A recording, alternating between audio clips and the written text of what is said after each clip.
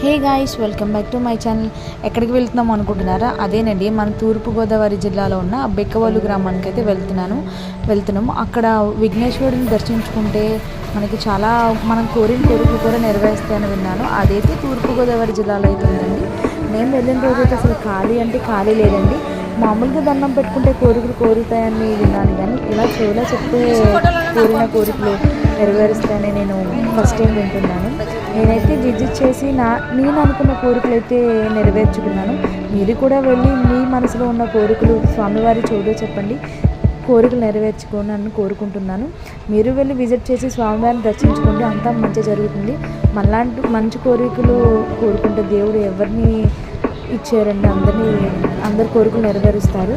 అందరూ బాగుండాలి, అందరూ మనం ఉండాలి అన్న మంచి వాళ్ళు ఉంటేనండి స్వామివారు ఎక్కడైనా ఇచ్చేస్తారు. మేము వెళ్ళాడికైతే అసలు ఖాళీ లేదండి, చాలా రష్ కొని మేమైతే ఫస్ట్ వెళ్ళిపోయాం. మరిన్ని వీడియోస్ కోసం please like and subscribe my channel. Thank you.